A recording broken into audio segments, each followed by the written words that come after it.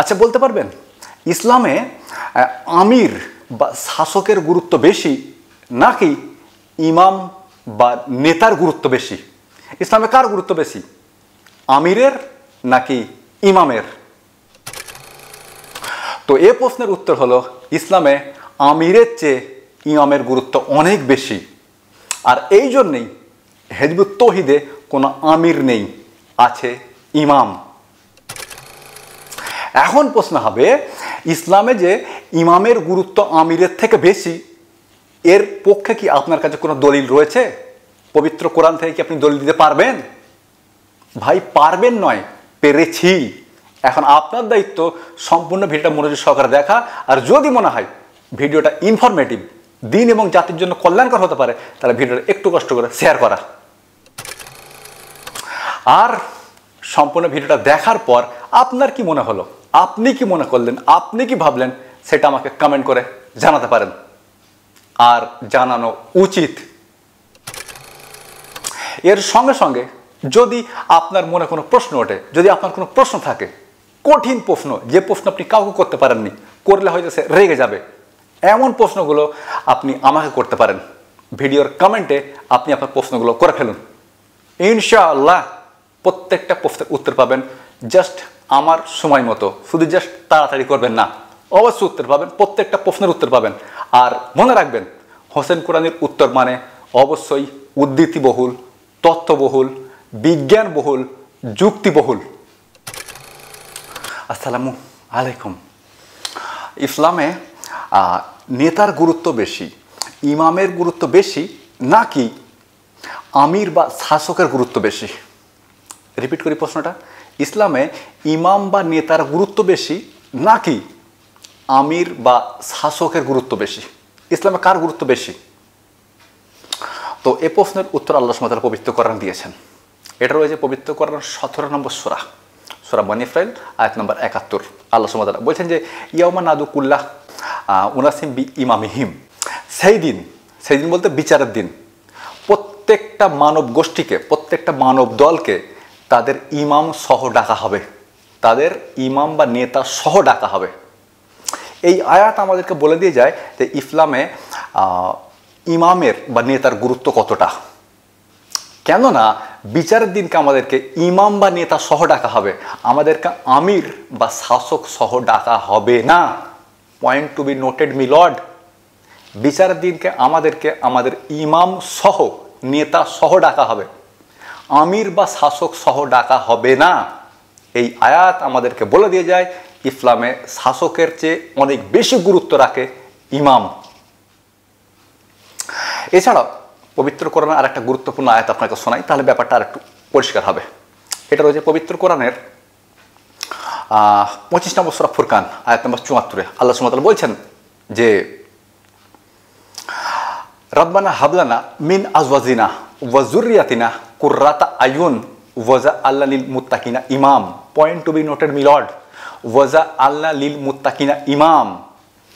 হে প্রভু, আমাদেরকে এমন স্ত্রীর সন্তান অথবা এমন স্বামীর সন্তান দান করুন যাদেরকে দেখলে আমাদের চোখ জুড়িয়ে যাবে। ওয়াজআলনা লিল মুত্তাকিনা ইমাম, এবং আমাদেরকে বানিয়ে দিন মুত্তাকিদের ইমাম। Point to be noted my lord again, আমাদেরকে বানিয়ে দিন মুত্তাকিদের ইমাম। এই আয়াত আমাদেরকে বলে যায় যে ইসলামে ইমামের গুরুত্ব কত, কারণ এখানে ইমাম বানানোর জন্য আল্লাহ সুবহানাহু ওয়া তাআলার কাছে প্রার্থনা করা হচ্ছে। আয়াতটা বলে দিয়ে যায় যে ইসলামে ইমামের গুরুত্ব আসলে ঠিক কতটা। ভালোভাবে লক্ষ্য করুন, আজকে পৃথিবীতে অনেক শাসক রয়েছেন, মুসলিম শাসক রয়েছেন, কিন্তু তারা কেউ কি ইমামের দায়িত্ব পালন করছে না।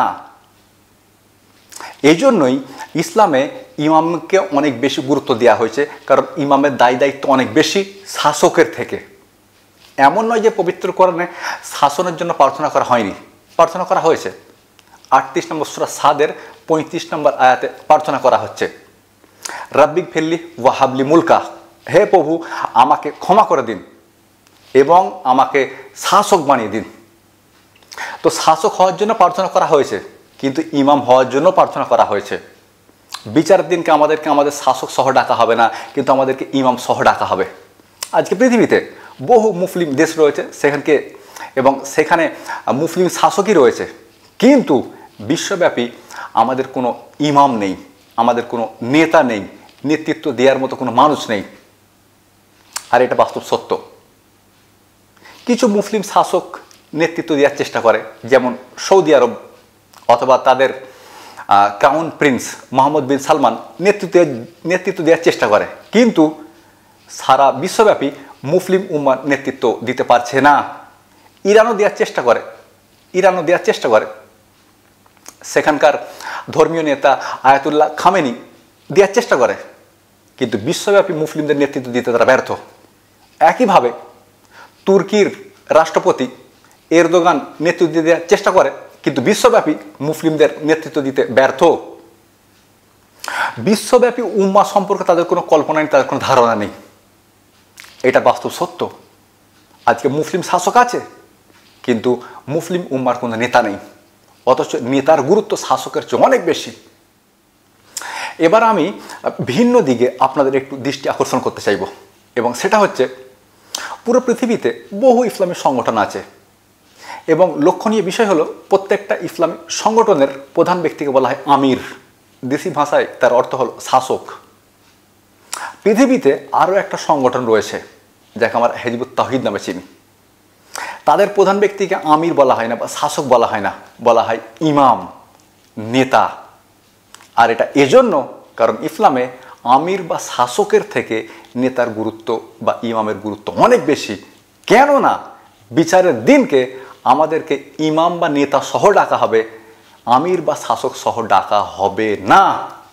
এটা নোটেবল পয়েন্ট, এটা নোট করার মতো পয়েন্ট।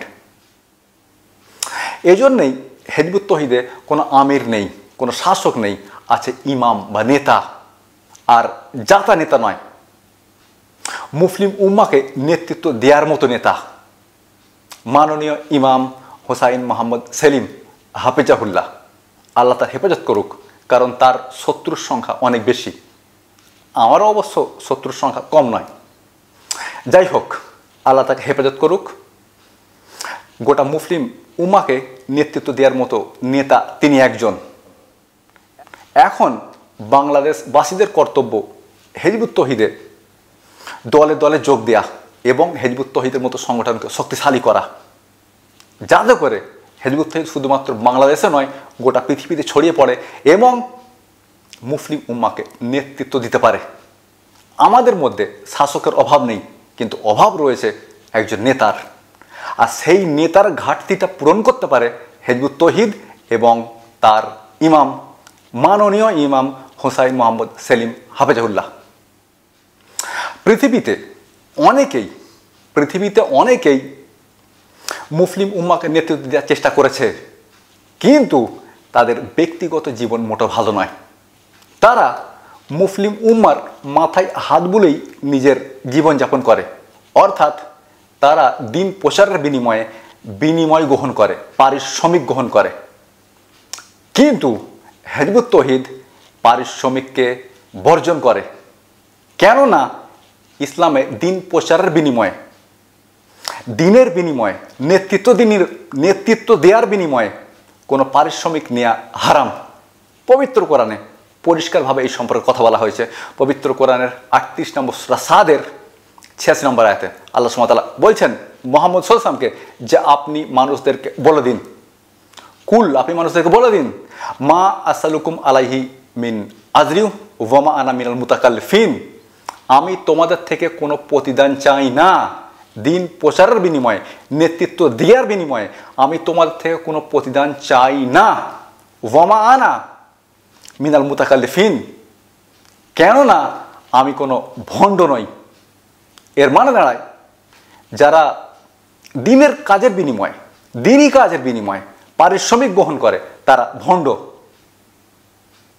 আর এই জন্যই গোটা মুসলিম উম্মাকে নেতৃত্ব দেওয়ার মতো নেতা আমাদের মধ্যে তৈরি হয়নি, ইমাম আমাদের মধ্যে তৈরি হয়নি। কেননা তারা দিনই কাজের বিনিময়ে, দিন প্রচারের বিনিময়ে পারিশ্রমিক গ্রহণ করে। হিজবুত তাওহীদ এমন এক সংগঠন যারা দিন প্রচারের বিনিময়ে, দিনই কাজের বিনিময়ে, নেতৃত্ব দেওয়ার বিনিময়ে পারিশ্রমিক গ্রহণ করাকে হারাম বলে মনে করে। কেননা পবিত্র কোরআন তা সরাসরি নিষেধ করেছে আমাদেরকে।